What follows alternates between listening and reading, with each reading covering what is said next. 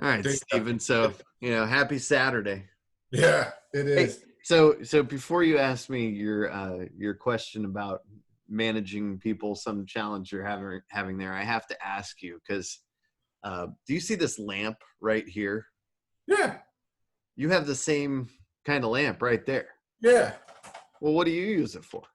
Um, when I had more time, I used to do the calligraphy. And so when I was doing like fine detail brushing work and stuff, I like to use these lights. And I did remodel the room and took my calligraphy stuff out. Just I don't have the time for it.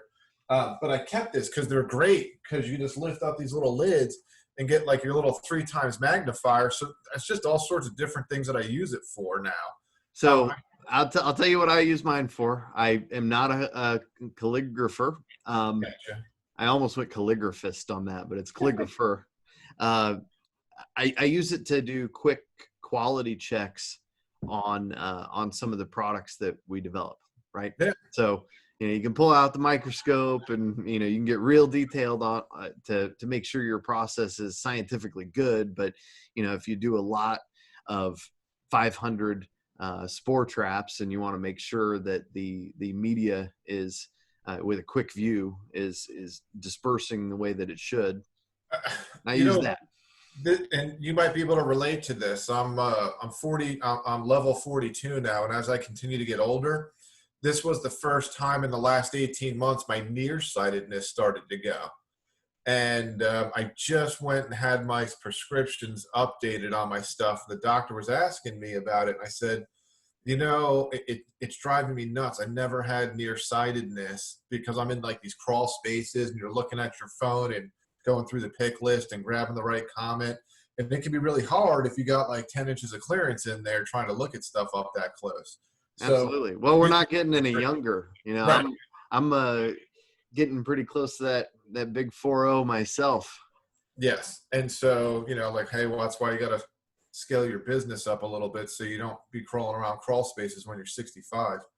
Um, But we have a solution for that, by the way. But anyway, let's that, tell me about the all right. management So thing. the management thing was, what do you do with employees that have been with you a long time that make a bigger mistake on the job? And I'm using myself as the example because I did an inspection like 6 months ago, and I clearly botched a roof inspection. If that's requiring a roof replacement and some sheathing as well. And I know that because I had the client go out and we put in the roof leak claim, and I've had 4 other roofers come out to give estimates and write where the mistakes were on it and stuff. And I'm reading through it and I'm looking back at my old photos to see where I made mistakes on it, and I'm not seeing it from like a home inspection standpoint. The roof wasn't leaking. It was a new roof over an old sheathing. I probably should have said something about that, but I didn't think much of it because we see so much of that. And Well, so, there's nothing inherently wrong with putting a new roof covering on older decking. correct. And so, well, they were saying that the older decking wasn't sufficient for fastening of the new roof material. And so they're thus a contributing factor as to why the new roof is leaking in multiple places.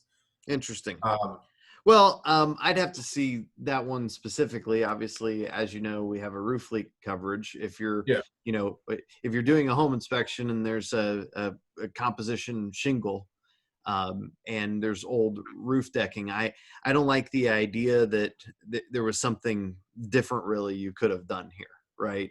Because the answer to what could you have done differently, it would be to hypothesize whether the fasteners were going to hold or not.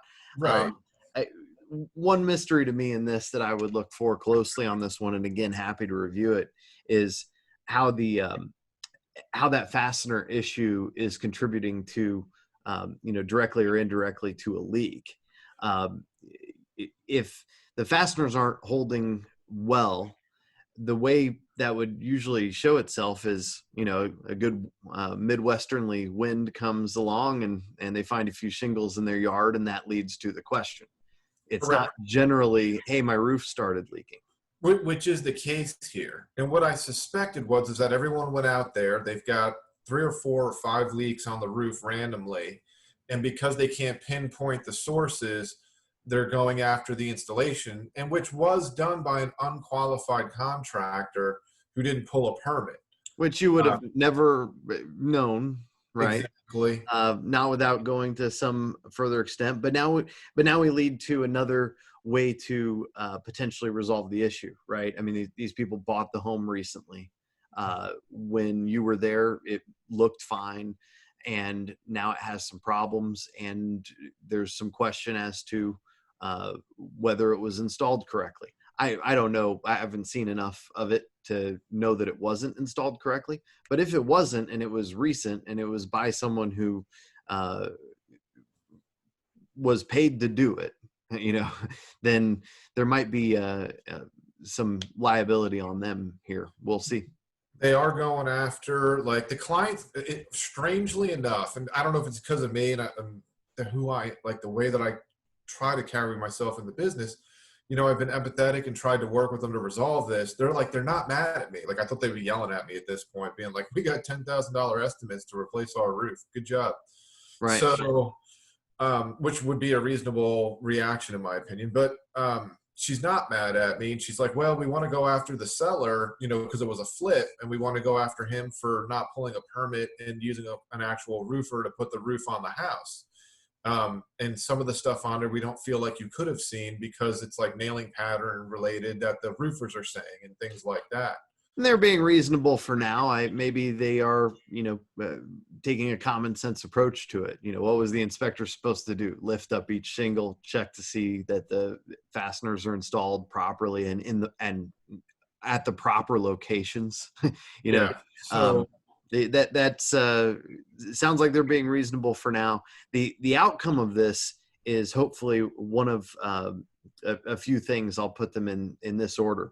The first and best outcome, in my view, and this is going to sound crazy to some, is for these 4 or 5 roof leaks, the cause of those 4 or 5 roof leaks to be identified and repaired and turned into claims, which is a cost to me. And that's the thing that might not seem logical to some, that I want there to be a claim for the roof leak.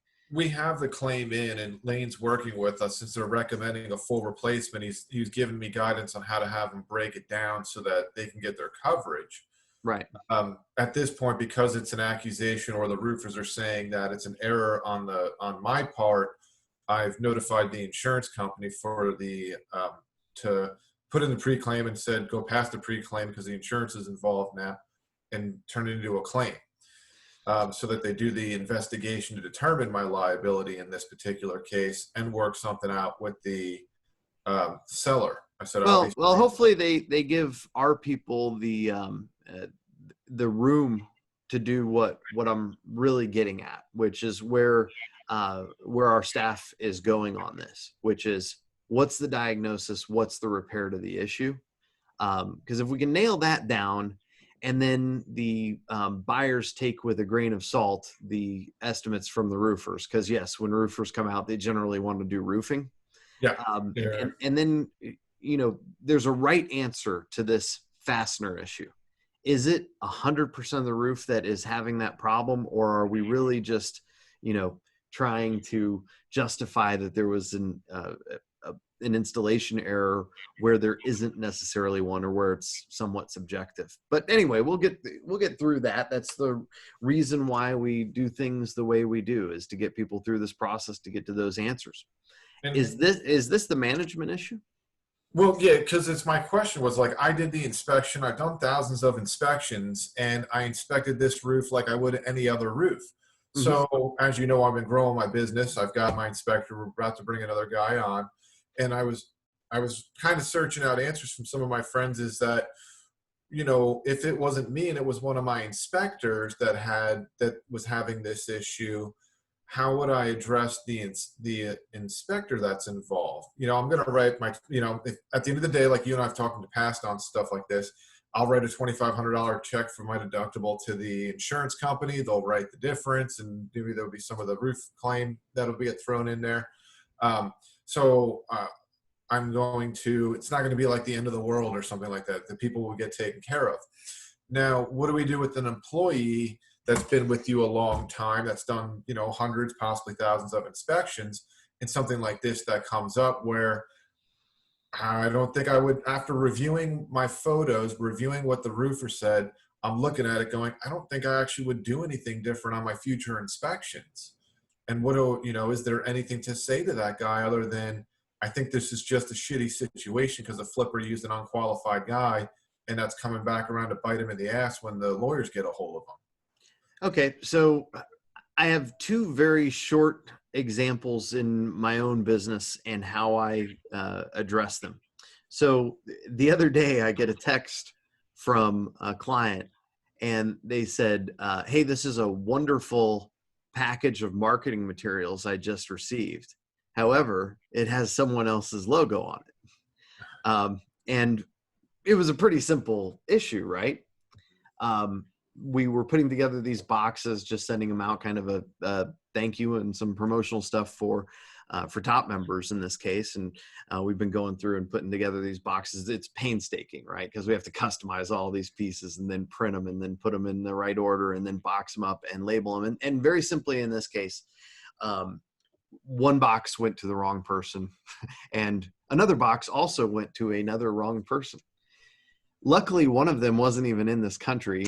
They're in Mexico. So we then had to ship them, back to each other.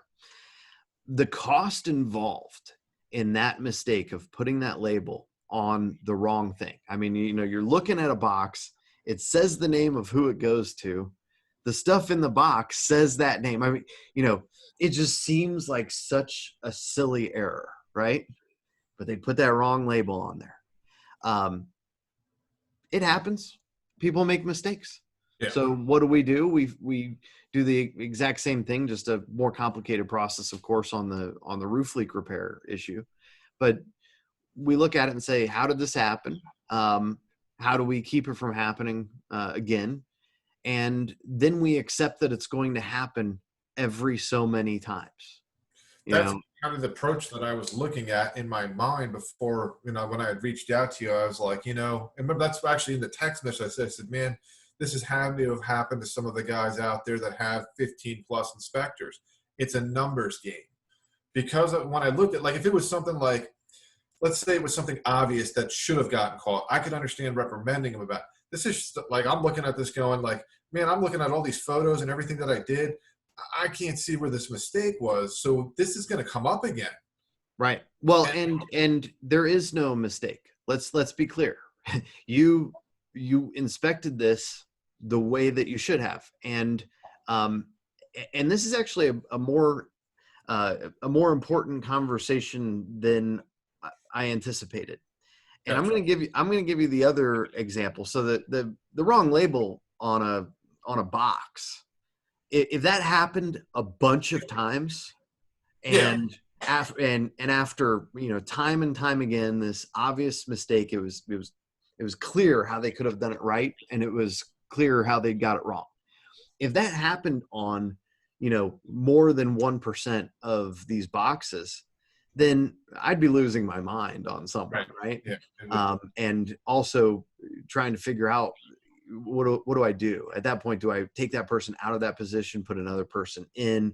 Are they confused? Do they have some people might have a mental issue that leads them to doing these things? And I don't say that jokingly. I say that very seriously. They might make up numbers or what have you. So we keep an eye out for that. But that one was simple. I'll give you a more extreme version. So I had an individual claims rep that was dragging along a process on an individual claim and being what I would call overly thorough on something. And I had to pull this one aside and say, why are you doing that? What's guiding you on this. And basically what had happened is they had handled another claim previously, and they'd handled several. I mean, they've been here a while. And on one or two occasions, they missed asking for a particular document or something. And so when something went sideways, it didn't look good, right? And so their response to me was, well, I have to do this so that it meets this standard, where if it's ever quite like, I'll never have that problem again. And that's kind of good in a sense, right? Because that means the employee cares as much as you or I do about stuff. I know I see it in our industry. But then they're overcorrecting, and they're trying to prevent the 1% by making the other 99% more difficult. We do that here. Sorry, go ahead. Yeah, no, it's fine. Go on. I was going to say, we do that as well. Like, I get complaint calls, and then I look at it and go, all right, out of the last 1,000 of inspections I just did, what percentage of those 1,000 inspections did I get this complaint call for? If it's less than like 1% of those inspections, I'm like, yeah, this is that anomaly. That's that weirdo out there. This is that kook that you're dealing with. And so I don't make an adjustment based on that.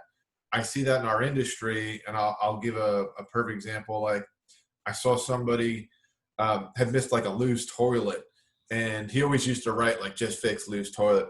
And then all of a sudden, like, now there's like a 1.5-page diatribe on why loose toilets will be the end of your home. And I was yeah. Well, and then we get into that whole debate, which is crazy. This is it's amazing how many times this comes up in social media, not just in like the home inspection space, but also in the plumbing world, of whether it's advisable to caulk around the base of a toilet or not. And I don't say anything about it. I know exactly. There's an argument both ways, but what are we really preventing there? It's something coming up every once in a while, but there's no reason to have that level of scrutiny where it prevents you from having the bandwidth to serve as many customers and to serve them well. I think what it is the solo inspectors overcorrecting because they don't have enough volume, because they don't experience enough. They overcorrect and then try to over-report on something so that they never have to get a phone call on Thursday night at 8 p.m. Yep. That sounds about right. Instead, like, and that's why I look at it. I'm like, well, if I had 2 inspectors, let me times the number of calls that I get by that, but what my projected is, and see how much of an issue this really is. So I kind of look at it from that perspective. And that's where I brought it back around to like this roof issue. And I'm kind of glad it happened to me, because it's giving me perspective as I'm scaling my business. Like, man, if that was my inspector, I went out there, I look at the roof, I'm going to go back to the house, look at it again. I found structural stuff on this house. So there were some other factors here involved that we don't have time to go over, but like, and I look at that roof and I don't see that I would do anything different today than what I did. Man, that's that anomaly one I'm going to run into once every 5 years. And then when I have like 10 guys, I'm going to run into it like once every 2 years. Yep. I think that's just the way sounds about right. So the big takeaway here is you don't operate on an individual transactional basis for the worst case scenario. And because what would you do different? I mean, and here's what some would do if they weren't thinking about this in terms of what you did, which was, okay, would I adjust anything myself? Somebody out there is going to have a similar experience, and they're going to start adding a canned note into their report. And I see it quite frequently. It says, we don't lift up shingles, and you should, inspector recommends having a qualified roofer fully analyze the roof. And, and that's not really it's designed as a defense, but it turns into something that isn't helpful and isn't productive, and probably hurts their business in such a way that they can't protect as many clients as they should with their otherwise good practices. Well, I think putting in that limits of inspection defeats the purpose of the inspection in the first place when you start trying to write a CYA comment for every system of the house that you're going through. Yeah, And so if you get up there and you do that on every single home, you're like, because one of the things in there was like a nail head was exposed. Every home I go on, there's exposed nail heads. I've looked at over 3,000 homes. Now, you're going to tell me that 1 out of 3,000 that had an exposed nail head contributed to the entire roof system failing? Get the hell out of here. Let me go get exactly. Mike Casey for this one. Let's take your hypothetical in a slightly different direction. Okay, let's say that you have an inspector working for you. They've worked for you for a couple of years, and then you start to get a few complaints here and there, right? So at that point, you're going to want to do the same kind of analysis, and you have a really great feature in your business that helps with this. I'll tell a very personal story because that's where some of this stuff comes from. Growing up in a multi-inspector firm, but you're familiar with one here in Indianapolis that that I'm related to, and that I grew up in. At one point in time, I remember this very clearly when I was roughly 15 years old. There was an inspector that had been working at my parents' company for a couple of years.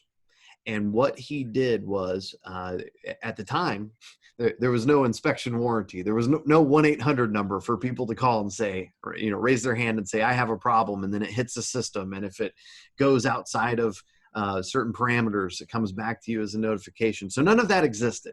It was just, good old fashioned, we run a good business. If a client calls, we're going to take care of them.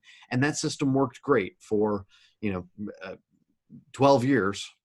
And then this guy came along. And what he did was he would tell clients, if you ever have a problem, give me a call. Maybe initially with some good intent, right? Like he wants to deliver good service. He wants to get referrals directly to him and that sort of thing.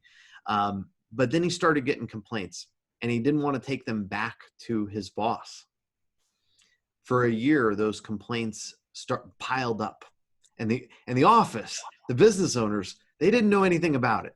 They didn't know that this guy was talking to this client and saying, oh, I'm a little busy now, but in a couple of weeks here, I'll come out on the weekend and fix that deck issue for you that I missed, and or whatever it was. And it could have been something that was his fault.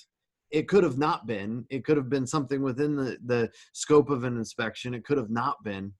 But he wasn't handling it correctly out of some level of fear.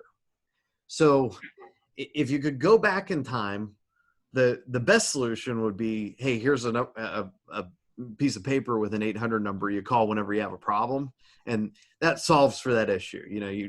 We don't have inspectors hoarding complaints with our clients for that reason. But also, just a good practice would be for inspectors to know that they can and at times make mistakes. It's something that we always try to improve on. And if you make a mistake or if you get a complaint, you got to bring it to me, and you can't be afraid to bring it to me. Right? So it'd be a little bit of prevention. I did the way I tell my guys is that make me more money than you cost me. And what I mean by that is like, you don't be afraid. I'm not going to club you over the head like a baby seal if you make a mistake. All right. But at the end of the day, if I've got to write a few checks, take care of things, I get it. We're going to learn from it, move forward. Don't continue to do it, and you'll be okay. I don't want people, and I think when you take a club to them and like if they have to be straight as an arrow, that can set up a scenario where you don't hear about things till things pile up. Right. So even with my new guy, and I expected it's like our first year, I expect him to miss a few things and some other things, and some little things have come up, but it's way more profitable just to take care of it, do a little bit of training with them, and let them continue, because that's how we grow as people. And even as business owners, we all talk about fail forward. You have to make mistakes in order to sometimes move forward. So Sure. it's not the end of the world. We can learn from this and do something differently. But that's when I ran into this and started reaching out to people about, well, what do you do if like I'm looking at this going, I don't see how I would do anything differently. This is just a shitty situation. Sorry, this is a bad situation. It's How okay. do I, what do I do in the future to prevent this? I may not be able to.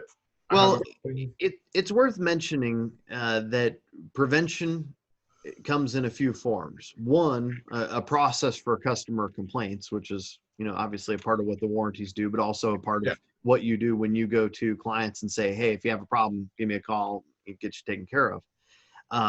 The second thing is making sure your guys are not afraid to make a mistake, yeah, and not afraid of their own shadow, and not inspecting based on their worst experience in history, right? And also in training, obviously, it goes without saying, training should be somewhat extensive in this industry. It needs to be. yeah. I've never found a solution for an express level of training in I home don't think you inspection. can It have doesn't one. work. But Yeah, I'll give you another thing that is a major prevention thing for these problems, because people do make mistakes. They're going to see new things. There's no way you can train everything. There's no way you can simulate that experience of seeing everything.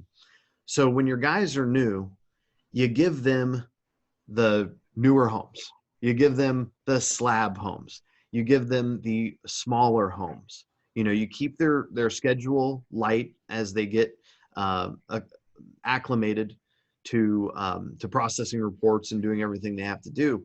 But you also limit your risk by not putting them in situations that have an enormous amount of complexity, because they're going to get lost in that. So that, and that way, when they make these mistakes along the way, they're fairly limited in their scope. it, I guess the difference when it comes to training and being the business owner, when I started, because I was new in the area, I couldn't get like the easy 10-year-old home on a slab. So I've done this a little bit with my employees, because all I would get was like the blighted property that should be knocked down. And I'm walking around like, I got to document and detail out this house. And I would spend like eight to 12 hours writing a damn report, because I was a knucklehead new guy detailing everything out in this 100-year-old investment property that should really be knocked down, that Right. people are still living in for some reason without air conditioning, right? And so I've taken my guy out with me to a couple of those and been like, here's everything, inspect this property, take your time with it, and come back to the report with me. Like, I swear, I like throwing them on blighted properties once in a while, because the blighted property is just as good as going to the House of Horror for Internachi in Colorado. It's just, you should knock it down. Everything's wrong with it, right down to the siding that's on the house. Well, it's a good training opportunity, if nothing else, and Yeah, and by the way, it's not like there's nothing on that much older, um, blighted or decrepit, whatever we want to use. yeah. It's not like there aren't things that an inspector can help, even if he's newer, to expedite you on, and still be there and get some of that experience. So, and that's good. It's obvious you're going to have them with you or with a senior inspector on those kind of properties. And, your mid 90s and beyond slab track homes, Well, they get maybe. it now. They get the new ones, and they're like, "Oh, this is such an easy day." Because now that I've thrown them at some of these older ones, are like, they Yes. kind of, we know where in town. Like, I see this street's coming up this week. I know what I'm walking into. So I'm like, "Yep," and a pack of lunch for that one. And we do the same thing in our business too. I mean, you mentioned one particular staff member who's really guiding a process from our special escalations team for that. And why? Because it's complex. You got 5 different roof leaks. You got 5 different roofers. Everybody's given $10,000 bids, and they're saying that there was an installation error. And you have a buyer talking about legal action against one of the parties, not you. Well, somebody who got trained on answering the phones and working our databases and handling minor plumbing claims 2 weeks ago is not going to be on those calls. Yeah, It's not going to touch that record. So those ones, we find them, we guide them to the more experienced team, and that's the exact same thing that you need to do in your business. So you've kind of answered your own question there. Did I tell you anything you didn't know? No, I think I just needed to talk it out with somebody. Like I wouldn't, if it was one of my experienced inspectors and this was the scenario, after going out there and looking at it myself, I would say, don't worry about it. This is why we got E&O insurance and we're covered. And, just bad things are going to happen. Let's try to learn from the experience as they work through it, see if we can see what we can gain from it, and then keep moving forward. Well, if I didn't tell you anything you didn't already know yet, I'll give you one thing. And it's all of the points we've discussed, you already knew you needed to talk through them, but it's, hey, mistakes are made. Do everything you can to prevent or limit the potential ramifications of a problem early on, especially in their career. When something does happen, you look at the process and say, could it have been better? Should it even be improved, or would that actually hurt the business side and make the process of what you do not functional for the real estate transaction, not conducive to what we do every day. But even if you go through all of those steps and you have somebody who's trying really hard, good guy, etc., if they're drawing the wrong card off of the deck way too often, It'll show itself though. I would have to be like, I'd have to have like 5 complaints in the last year on me. I'd be like, what am I self up to? It's like with that guy. All right, we got this guy. He's been with us for 5 years. All of a sudden, the last year, we've got 10 large complaints on him, all of something like. Yeah. At that point, you just have to say, either this guy is unlucky or something is up that I don't see. Yeah. And so, there's a level of frequency where you just go, hey, this isn't working out. Either you're unlucky or I'm missing something, but either way, this isn't going to go well for both of us. So I need to give you the opportunity to go find your next opportunity.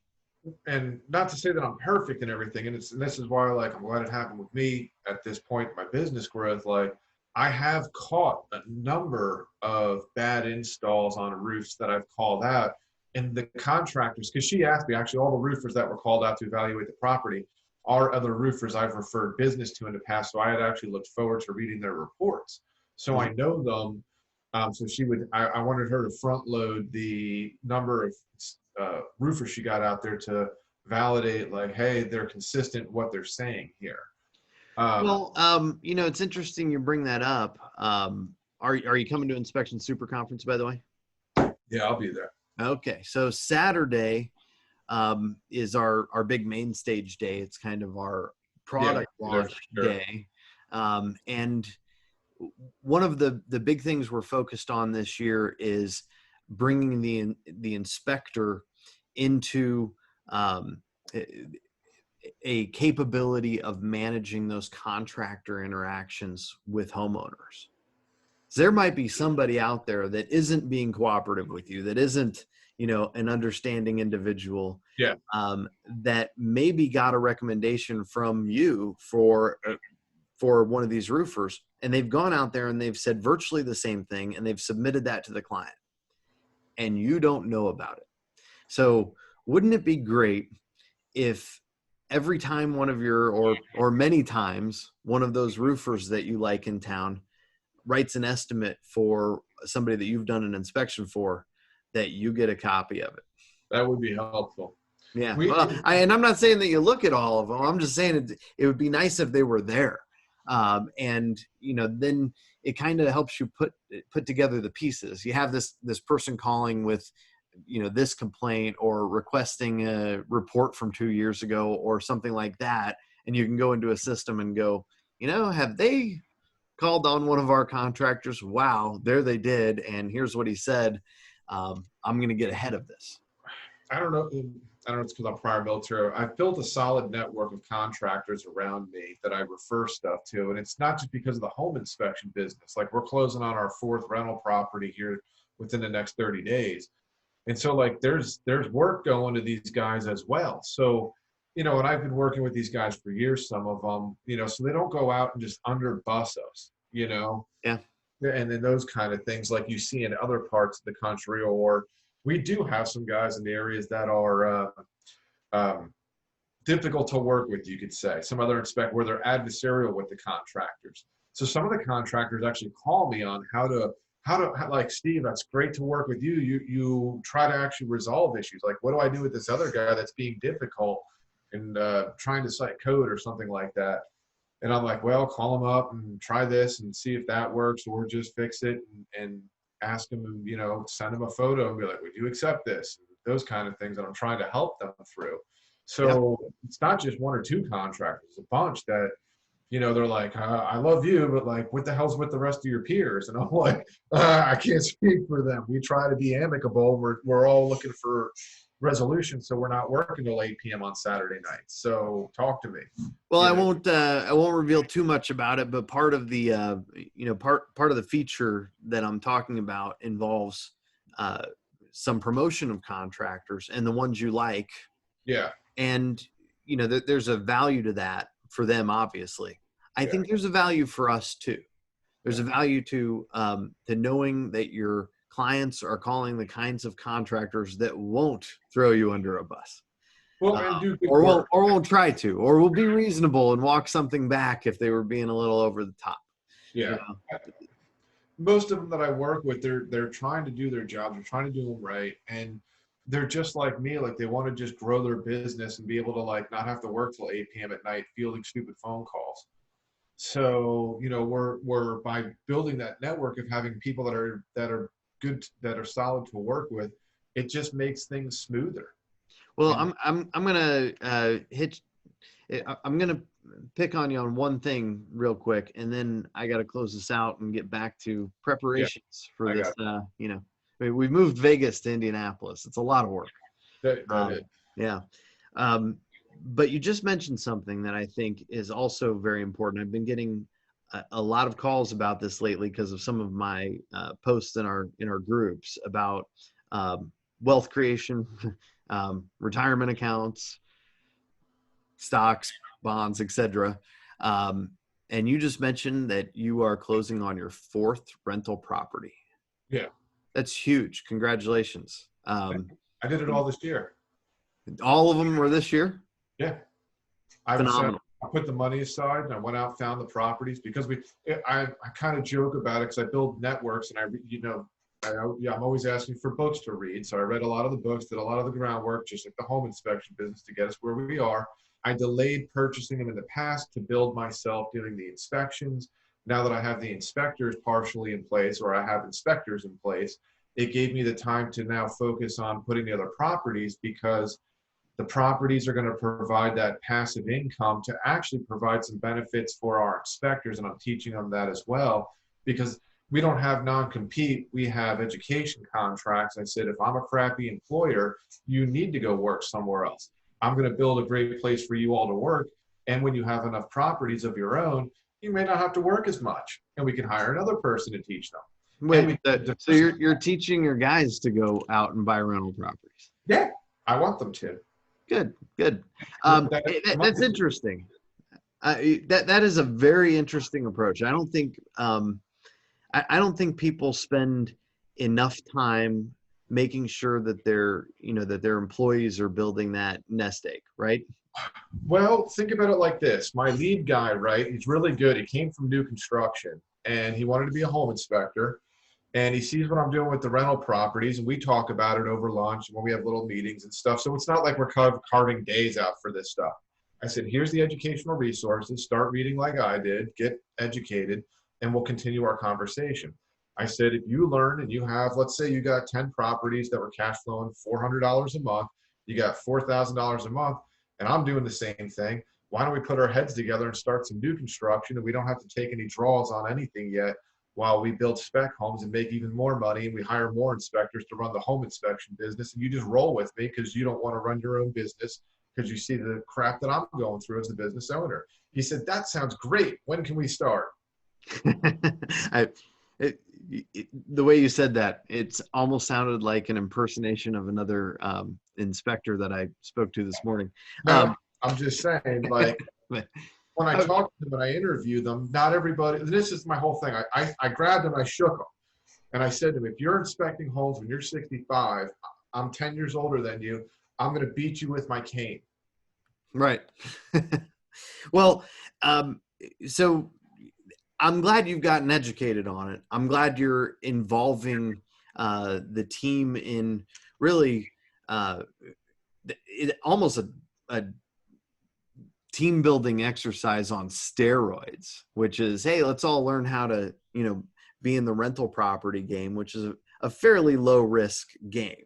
When you're talking about, and I'm just going to take from the $400 in passive income on a property that, we're looking at properties in that $100,000 to $150,000 level, or nothing insane. You're not going out and buying $500,000 properties. No. So it's not like those houses have a lot of potential for huge losses. Right. Yeah. They're well, I'll show you. Probably time for a different conversation. We're not being recorded. I'll open that playbook up and just show you, because it's not rocket science. Well, let me tell you about my playbook. We don't have to go there too big time. I got you. But I actually bring to my real estate investment portfolio, I have, for better or worse, I've never looked at it as a cash flow resource. Every single property I've ever bought, I put on a 0 cash flow level, and then just let it roll for a long time. And 20 years later, 21 years ago was my first property I bought with that idea. So in some cases I would end up with 15-year mortgages, and that would bring the payment to where, between what I was bringing in on the property and all of the other expenses, that I'd be zeroed out. And it forced me to work my butt off, because I had no passive income coming or cash flow coming from these properties. And actually I put myself in a somewhat difficult position at one point, because as you start to pay down these properties, the amount of interest that you're paying per month is less. The amount of principal you're paying becomes more, which means you don't have as much that you can write off on your taxes at the end of the year, because it was principal payments. Correct. So now you're gaining in this, net worth, and becoming real estate rich, if you will, but you don't even notice, because your cash flow is 0, that your cash flow, net cash flow, including your tax situation, is going to be negative, X amount of dollars, and you're not going to know it until April of next year. Yeah. And then you're going to have to write a check. And so, then it puts you in even a tighter position, and then you have to work your butt off. And it's one of many things that lit a fire under my butt, and I'm glad you're doing it. We're looking at it as a philanthropic standpoint as well. Like when Wally does his presentation, I'm like, how can I give back to the community better? What if I took 1 month, just 1 month of the year, of positive cash flow out of the rental properties, and donated that to the Evansville Rescue Mission, or funded some other sort of pay off all the lunches for the kids at school, something, or used it to bonus everybody, or pay for, like, we're adding in AFLAC for everybody that works here. So absolutely. Last thing I'm going to ask you, how is the market in Evansville, Indiana right now? It's very hot. I just hired another guy, and like the whole point of hiring was to get me from working 7 days a week. I'm right back where I started. So I'm like, I got to hire another guy to get the hell out of the field as much. So I can see, and it's really hit me hard this year, how important it is to hire and train these guys, so that I can actually keep strategizing, because my employees are like, you need to stop working so much, you can grow faster, because they're benefiting, because we pay more. My guy's gonna, I hear people saying they're gonna pay their inspectors $40,000 a year to start. We're doing $100 in inspection times 10 a week times 47 weeks a year. That's 5 weeks off a year. Your full base pays $47,000, not including your ancillary kickers. So I I love the way you analyze things and the thought process there, and I think you should share that more often with other inspectors, with other people in our industry, because I think that they would benefit from it. And yeah, we're both in that 40-year-old age category, which makes us still somehow kind of the young guys in the industry. I mean, not the youngest anymore, but kind of the young guys. And that's good. But on this Evansville thing, and I know a lot of people in Evansville. I've hung out in Evansville. It always appealed to me as a place that was rich in history, a lot of great old architecture. You have the river there. You have the riverfront. I'm pretty sure that casino was a bad idea. I'm not sure that worked out real well. I think they called it like the Astar or something like that. And that should be gone by now. Maybe it's sunk. But I always felt like Evansville was the next place to be one of the great Indiana cities that would be a great growth level as soon as it was connected by interstate to the hub of Indianapolis. We're blowing up. They can't build fast enough. We can't grow fast enough. That's part of the real estate part. I'm not taking we don't need the money from the real estate to increase standard of living. It's all going to get reinvested into more stuff. So we're actually going to grow bigger and faster because I've got the extra coming in along with the home inspection. So I think you're riding a great wave of sentiment that everyone in Evansville should have. And I would expect the population growth there to be, in the double-digit percentages for the next 3 to 4 years. I had a guy get mad at me. It was anecdotal. I went to go do an inspection, and one of the locals here, he was a little older, and he was a contractor. He was there to supervise me while I did the inspection. And he saw me scurrying around. He's like, "You got some hustle." He's like, "Why the hell did you come here to Evansville?" And I looked at him, and I could tell, he's driving a rickety old truck and stuff, and I'm wearing a uniform, and I got a professional-looking vehicle out there. I looked at him, and I said, because of the tremendous opportunity that other people here in Evansville haven't capitalized on. Now I got to keep rolling because I got 3 inspections a day that I can't keep up with. Yep. And that guy sat there with his arms crossed, pissed off the rest of the inspection. And I keep saying last question. I promise this is the last question. I haven't driven down much of that riverfront, the downtown streets, the place where some of those older, some even Victorian style homes are. And, there had been some effort to revitalize those. How is that going? It's growing phenomenally, and they keep continuing to develop. We're looking at stuff down the road after we finish our foundation of other properties to get into bigger projects in the area while we continue to develop the home inspection business. You're going to see us really starting to diversify into some other things coming up down the road once we get our 3rd and 4th inspector in place, because that'll free me up to other projects. But they're developing all the older homes, the historic property. They continue to redevelop those neighborhoods to help bring in business, artists, and musicians to further develop that downtown historic feel of Evansville. Not to mention all the medical growth we have here, along with our manufacturing. Our area is ripe, and that's why it's called Champion Home Inspection, not Rager Home Inspection, because there's just a tremendous opportunity for us to expand out and around these commuting areas. The Toyota plant's going crazy. Princeton's growing. Fort Branch area is growing right down 41. And we're starting to see a lot of growth over there in Henderson as well, and right into Spencer County as well. So excellent. You continue to grow. Well, keep doing it. And I'll see you in Indy. Yeah, I'll see you in 2 weeks. Yeah, in 2 to 3 weeks. Thank you. And have a great rest of your Saturday, Steve. You too. Take it easy. Steve.